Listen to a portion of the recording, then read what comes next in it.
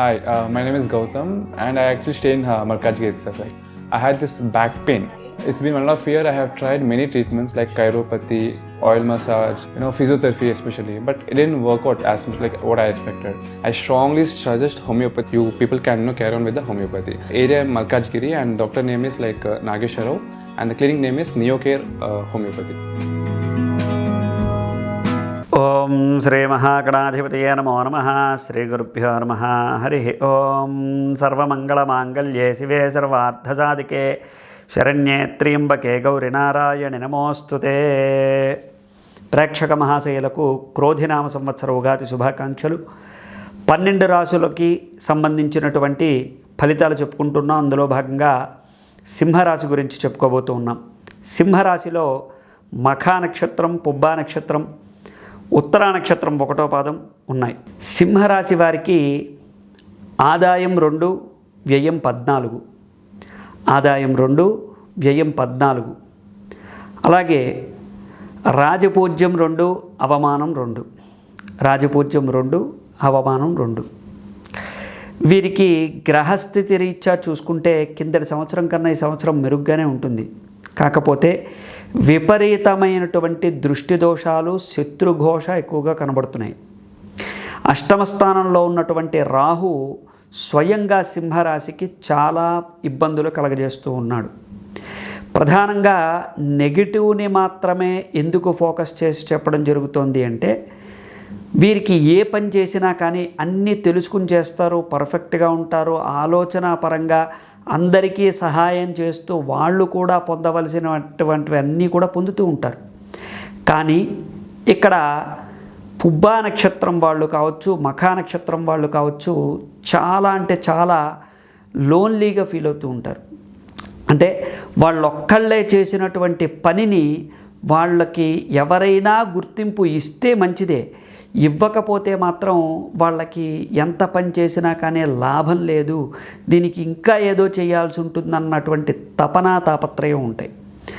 సరే, వాళ్ళేం మెప్పు కోసం చేయరు, కాకపోతే ఏ విషయంలోనైనా సరే పర్ఫెక్ట్గా ఉండాలి అని అనుకుంటారు. ఆ పర్ఫెక్షన్ని ఎవరైనా గుర్తించి నువ్వు పర్ఫెక్ట్రా అని చెప్తేనే కదా వాళ్ళకి కొద్దిగా ఎంకరేజ్మెంట్ అనేటువంటిది ఉంటుంది. అలాగే పై అధికారుల చేత ముందుగా కొన్ని మాటలు పడవలసి వస్తుంది. అష్టమ స్థానంలో ఉన్నటువంటి రాహు వల్ల, దశమ స్థానంలో ఉన్నటువంటి గురుడు వల్ల. మళ్ళీ ఆ గురుడు యొక్క బలం చేతనే వారు ఎక్కడైతే మాట పడ్డారో, ఎక్కడైతే నిందపడ్డారో, ఏ ఆ పై అధికారుల చేత అయితే కాస్త ఇబ్బందులు పడ్డారో వాళ్ళకే నిజం తెలిసి మళ్ళీ మీ మీద కాస్త కన్సర్న్ అనేది ఏర్పడుతుంది. మంచి విషయాలు లేటుగా తెలుస్తాయి, దుఃఖకరమైనటువంటివి, భయంకరమైనటువంటివి, కాస్త ఇబ్బంది కలిగించేటువంటివి చాలా ఫాస్ట్గా తెలుస్తూ ఉంటాయి. కాబట్టి ఇది గుర్తించి సింహరాశి వాళ్ళు చాలా జాగ్రత్తగా ఉంటూ ఉండాలి. వ్యాపారం బ్రహ్మాండంగా సాగుతుంది.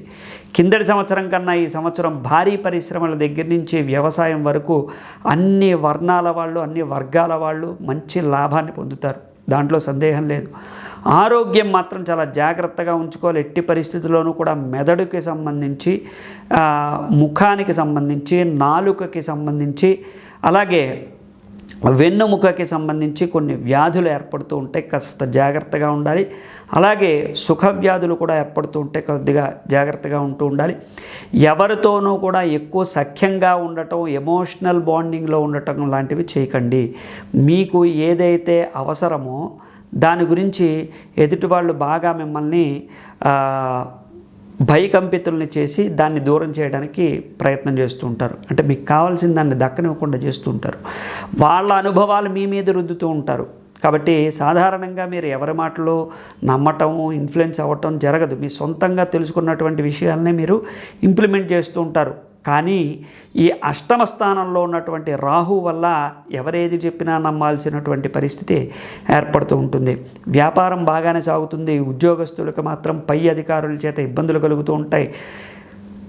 ఖచ్చితమైనటువంటి ట్రాన్స్ఫర్స్ అయితే అవుతూ ఉంటాయి, కానీ చాలా జాగ్రత్తగా ట్రాన్స్ఫర్స్ని మీరు రిజెక్ట్ చేసినా పర్లేదు, కానీ అనవసరమైనటువంటి ప్రాంతాలకి ట్రాన్స్ఫర్ చేసిన వెంటనే వెళ్ళిపోకండి.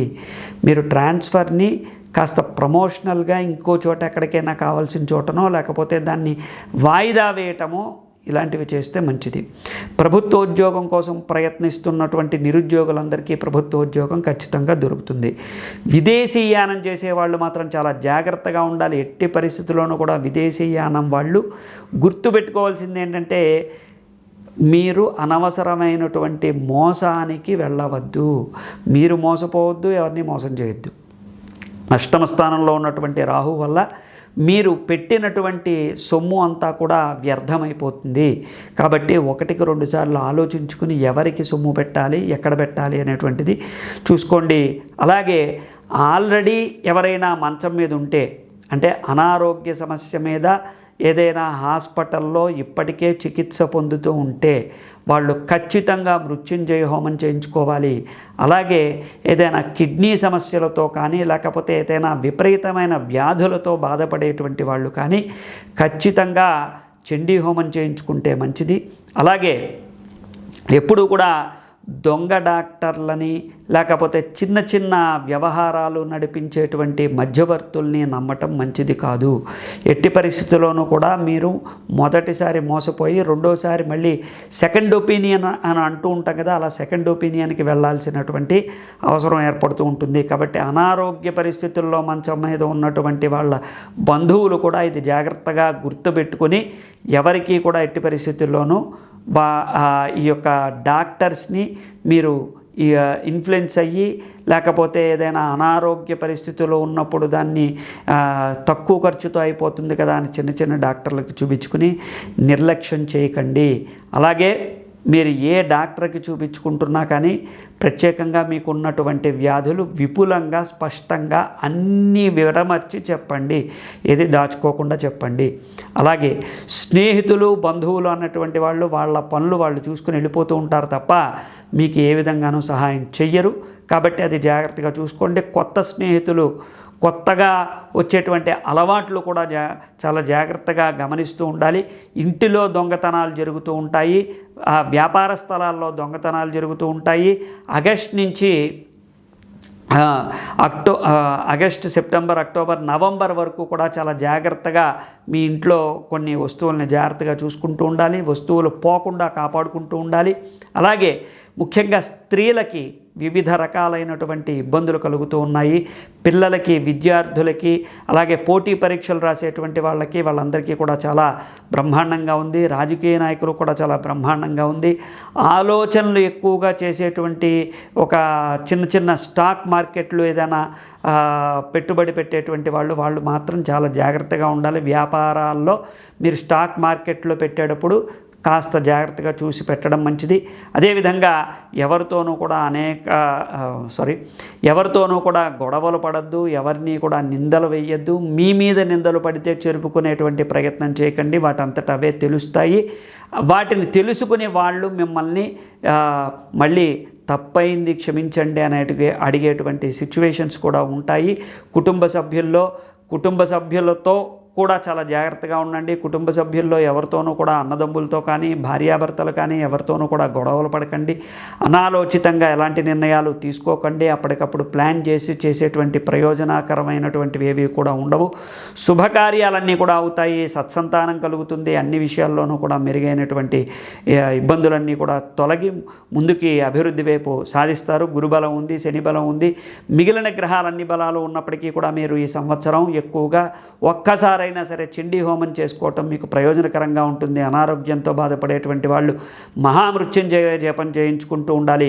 అలాగే మీకు కలిసి వచ్చేటువంటి నెంబర్ 1ని మీరు ఎక్కువగా ఫాలో అవుతూ ఉండండి. అలాగే మీకు కెంపు అనేటువంటి స్టోన్ కనుక మీరు 3 క్యారెట్ల లోపల పెట్టుకుంటే మీకు సమస్త దుఃఖాలకి కూడా కొంత సొల్యూషన్ అనేటువంటిది దొరుకుతుంది. కాబట్టి దాన్ని మా దగ్గర ఒరిజినల్స్ దొరుకుతాయి. మీరు కావాలనుకున్న వాళ్ళు కామెంట్ రూపంలో తెలియజేయండి. శుభం భూయాత్.